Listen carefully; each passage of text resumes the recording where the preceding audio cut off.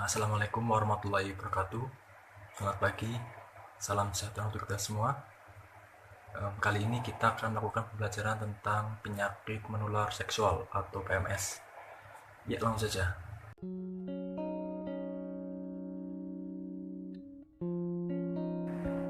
Ya, pertama-tama kita harus mengetahui apa itu definisi dari PMS.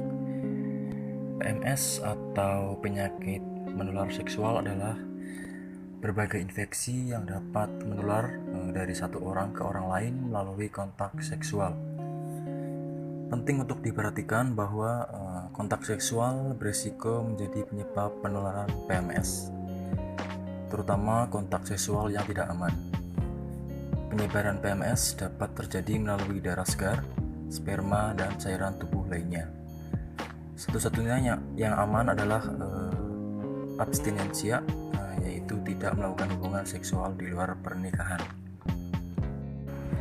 Ya, selanjutnya kita masuk ke macam-macam penyakit menular seksual.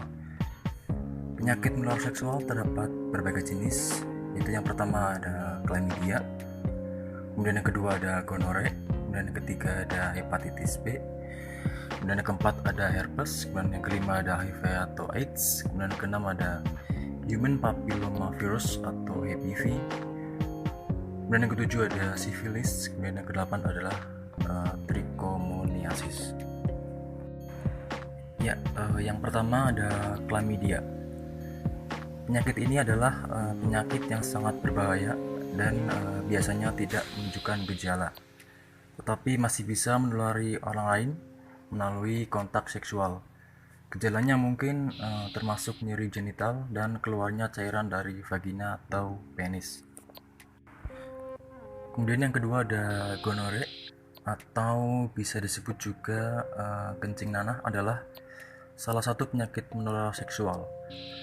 Penderita akan mengalami penyakit radang panggul.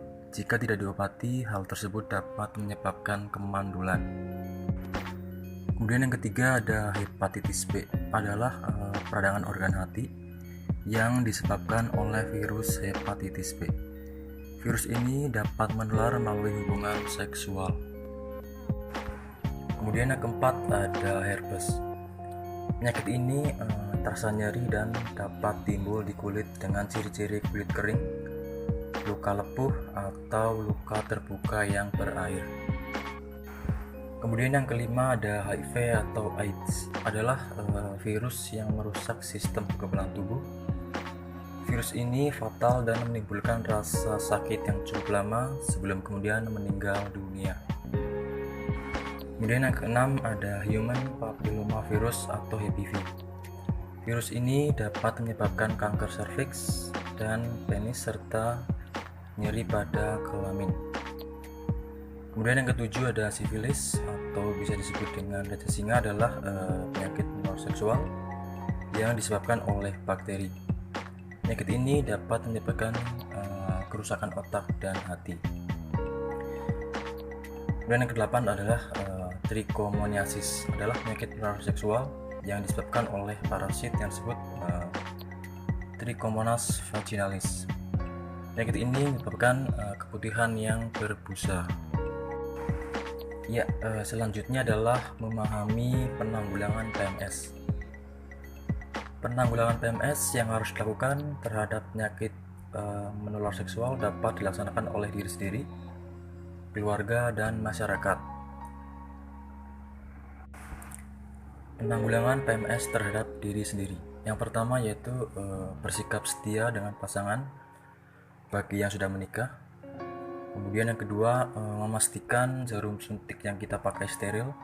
Ambil contoh, apabila kita mau melakukan donor darah, maka harus dipastikan jarum suntik yang dipakai dalam keadaan steril. Kemudian yang ketiga, menjaga kesehatan organ reproduksi manusia, yaitu berusaha untuk tetap membersihkan organ intim dan menjaga kesehatannya. Kemudian yang keempat, perkuat sistem kekebalan tubuh dengan cara gaya hidup sehat, seperti konsumsi sayur-sayuran, buah-buahan, dan yang paling penting rutin melakukan olahraga. Kemudian yang kelima, lakukan pemeriksaan kesehatan rutin apabila terindikasi melakukan hubungan seks tidak aman. Ya, selanjutnya adalah langkah-langkah melindungi orang lain dari PMS. Yaitu yang pertama, penanggulangan PMS terhadap keluarga. Keluarga menjadi salah satu kelompok tempat yang paling efektif dalam penanggulangan PMS. Memberikan pemahaman akan dampak yang diakibatkan oleh PMS di dalam keluarga memberikan pengertian pengaruh yang sangat besar. Beberapa hal yang dapat dilakukan sebagai berikut. Yang pertama, mengadakan pemeriksaan donor darah sehingga darah akan terbebas dari virus HIV atau AIDS atau virus penyakit menular seksual lainnya. Kemudian yang kedua, penyuluhan atau edukasi yang intensif tentang bahaya penyakit HIV atau AIDS atau penyakit menular seksual yang lainnya. Ya, kemudian selanjutnya adalah penanggulangan PMS terhadap masyarakat. Bisa dilakukan beberapa cara. Yang pertama yaitu penyuluhan yang intensif tentang bahaya PMS. Kemudian yang kedua, memberitahu bagaimana cara-cara dalam pencegahan penyakit menular seksual. Kemudian yang ketiga, memberitahukan akan arti pentingnya pencegahan penyakit menular. Kemudian yang keempat, memberi kesadaran akan arti pentingnya sikap setia terhadap pasangan yang sudah menikah. Kemudian yang kelima, memberi kesadaran akibat apabila berganti-ganti pasangan. Kemudian yang keenam, memberi kesadaran apa akibat bila tidak bisa menjaga kesehatan organ intim. Ya, adapun hal-hal yang menghambat proses pencegahan, yaitu yang pertama, banyaknya masyarakat yang belum yakin akan pengetahuan mengenai PMS.